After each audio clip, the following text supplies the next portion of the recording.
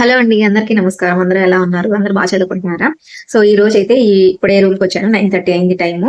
So ఇప్పుడు నిన్న exam schedule start అయిందని చెప్పాను కదా. సో ఈ రోజు నిన్న ఈవినింగ్ మానస ఎగ్జామ్ రాసేసింది. సో ఇప్పుడైతే నేను ఎగ్జామ్ రాస్తున్నాను. ఎగ్జామ్ చూడండి, ఇక్కడ రీ అటెంప్ట్ అని కూడా ఉంది. నిన్న ఈవినింగ్ మానస రాసింది, ఇప్పుడు నేను రాస్తున్నాను. రీ అటెంప్ట్ చేసి 50 questions, 50 marks, 50 questions and 50 minutes time. Start చేద్దాం. నా బాల్యం పాఠ్యాంశం యొక్క ఇతివృత్తం. సరే, ఎగ్జామ్ రాసిన తర్వాత ఎలా రాశాను, ఎన్ని మార్క్స్ వచ్చినాయి అనేది మీకు చూపిస్తాను.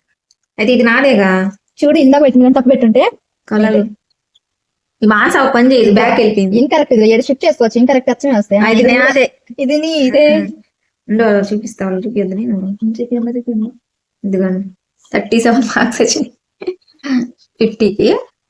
ఏమేమి తప్పులు పోయినాయో చూద్దాం. ఎన్ని తప్పులు పోయినాయి? 13 తప్పులు పోయినాయి కదా. ఓకే, అయితే దాంట్లోనే వచ్చేసింది. ఇది పోయింది. ఇది అవప విభక్తులు, ఇది పోయింది. అవప విభక్తులు అంటే ఏంటో కూడా తెలియదు నాకైతే అసలు. నేను తప్పు పెట్టా. అయ్యే కదా డూములు. అవి అవప విభక్తులు కాదు, ఈ తి ఇంతి వాటిని అవప విభక్తులు అంటారు. ఎగ్జామ్ రాసేటప్పుడు విభక్తి ప్రత్యయాలు, అవి విభక్తి ప్రత్యయాలు. మన టాపిక్ విభక్తి ప్రత్యయాలు, అవప విభక్తులు. మనం క్లారిటీగా సిలబస్ చూడాలి. ఏది చూపి. ఇంటికి ఇల్లాలు, అవును, అక్కడ అవప విభక్తి ఏంది అని అడిగిండు. ఈటి ఇంటి అనేది అవప విభక్తి. నేను విభక్తి ప్రత్యయాల్లో తప్పైంది అది.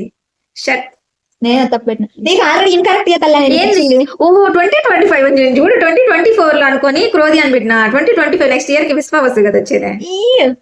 అది కూడా తప్పు పెట్టినా. నేను చెప్తా కదా. ఆశ్వయోజం మాఘం ఆశ్వయుజం తర్వాత 4వ నెల. ఆశ్వయుజం, మార్గశిరం, పుష్యం, ఆశ్వయుజం తర్వాత వచ్చేది మార్గశిరం పెట్టిన. 4వది చూడాలి. చూడు, అదే క్వశ్చన్ చదవాలి. ఆన్సర్ పెట్టేటప్పుడు క్వశ్చన్ కరెక్ట్ గా చదవాలి. పుష్యం, మాఘం, పాల్గొనం. ఆశ్వయుజం, కార్తీక, మార్గశిరం, పుష్యం, పుష్యం, మాఘం, పాల్గొనం. సో అనేది 4వది. ఎత్తిపోతల పదం. నేను అలాగే నీకు ఆల్రెడీ ఇన్కరెక్ట్ పెట్టించాను అక్క. ఇన్కరెక్ట్ వస్తాయి అక్క, నువ్వు పక్కకు నెక్స్ట్ అని కొట్టగానే ఇన్కరెక్ట్ వస్తుంది. ఆప్తవరులు అంటే హితులు, మిత్రులు కాదు. విలసతముగా, నెమ్మదిగా. కరెక్ట్. కొలనీరు అంటే ఎక్కువ నీరు కలిగి. కరెక్ట్. మా పాపాయి పలికితే మధులే కురియాలి, పాపాయి పాడితే పాములే ఆడాలి. పాములు ఎందుకు ఆడతాయి? లేదు, వెందులో పాములు పెట్టిన. ఓకే, నెక్స్ట్ ఇది పద్యాన్ని సరైన క్రమంలో అమర్చండి. చూడవలనే గాని చెప్పంగలేము. 3 నాళ్ళ తిరునాళ్ళ మా ఏటి వరగా. ఇది కూడా పోయింది. నాది కూడా. నెక్స్ట్ నేను ఫస్ట్ పెట్టిన 13 సంఖ్యల జత అని. కామ్గా అదే ఉండొచ్చుగా, 13 సంఖ్యలను పెట్టిన. ఎత్తిపోయింది అంటే నేనేం పెట్టాదానికి. నేను సబ్జెక్ట్స్ చూడలేదక్క పూర్తిగా. శేషం 0 అయితే వివాద్యం భాజకంచే భాగించబడుతుంది అనేది కరెక్ట్. అవును, చదివితే కదా చదివి రాస్తే కరెక్ట్ ఆన్సర్ పెడతాం. ఏందో 3rd 4th లో ఏమున్నాయిలే, థియరిటికల్ పార్ట్ ఉంది అని చెప్పా కదా నేను. అదే ఇప్పుడు 24/6 అన్నాడు. ఇది విభాజ్యం, ఇది విభాజకం అంతే కదా. ఇది భాగఫలం, ఇది శేషం. ఇక్కడ ఏమన్నాడు? విభాజ్య విలువ అన్నాడు. విభాజ్య విలువ 6 కదా. విభాజ్యం ఈజ్ ఈక్వల్ టు విభాజకము ఇంటూ భాగఫలం. అంటే దాని 24 ఈజ్ ఈక్వల్ టు 6 విభాజ్యము ఈక్వల్ టు విభాజకం. అప్పుడు విభాజ్యం అనేది పెద్ద నెంబర్. భాగఫలము దేన్నైతే భాగిస్తున్నామో అది విభాజ్యం, దేనితో భాగిస్తున్నామో అది విభాజకం. అంటే విభాజ్యం ఏదైతే పెద్దది అది విభాజ్యం. దేన్ని భాగిస్తామో ఇట్లా వేసుకున్నా 6 ఇట్లా చెవులేసి ఇట్లా వేసుకున్నా.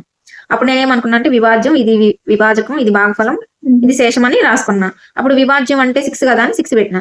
దేన్నైతే భాగిస్తామో అది ఇది విభాజకం, ఇది విభాజ్యం అవుతుంది అంతే కదా. మనకి తీసుకోవడం తప్పు తీసుకున్నా. ఇది విభాజకం, ఇది విభాజ్యం, ఇది మధ్యలోది విభాజ్యం, ఈ పక్కది విభాజకం, ఈ పక్కది భాగఫలం, కింద శేషం, మధ్యలోది విభాజ్యం. So విభాజకం 24 correct.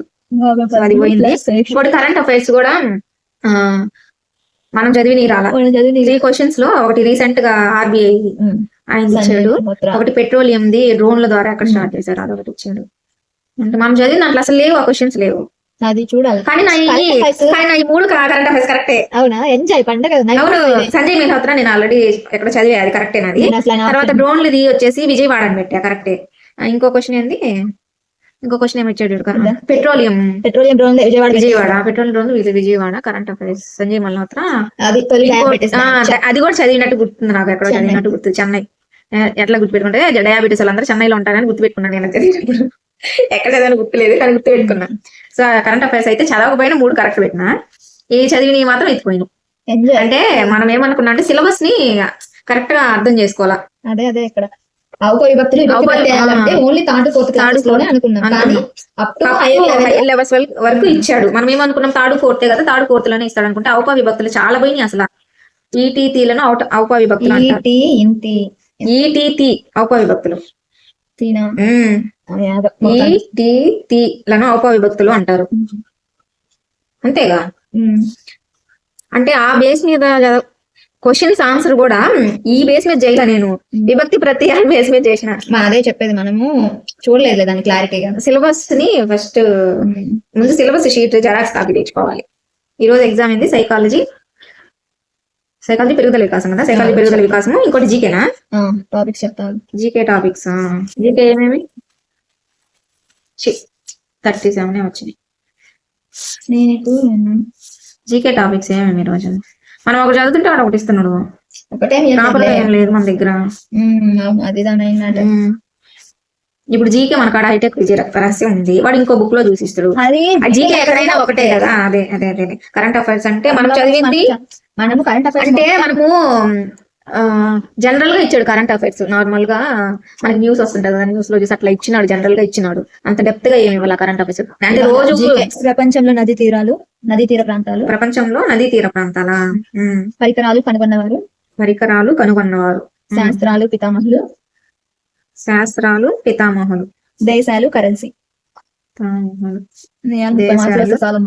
కరెన్సీయా ఇవన్నీ ఎక్కడ ఉన్నాయో నా దగ్గర, అసలు జీకే బుక్కే లేదు. ప్రపంచం నదీ తీరాల, నదీ తీర ప్రాంతాలు, పరికరాలు కనుగొన్నవారు, శాస్త్రాలు పితామహులు, దేశాలు కరెన్సీ. ఇప్పుడు ఏం చదువుతున్నాను, సైకాలజీ సార్.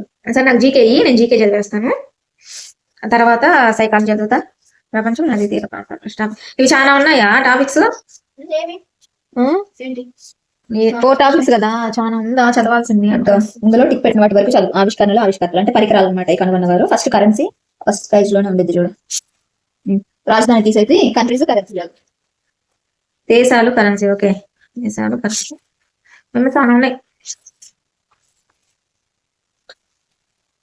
ఫస్ట్ దేశాలు కరెన్సీ టాపిక్ చదవతా, చదివేసి నెక్స్ట్ టాపిక్ పోదాం. చూసారు కదా మార్నింగ్ ఎగ్జామ్ చాలా తక్కువ మార్క్స్ వచ్చినాయి.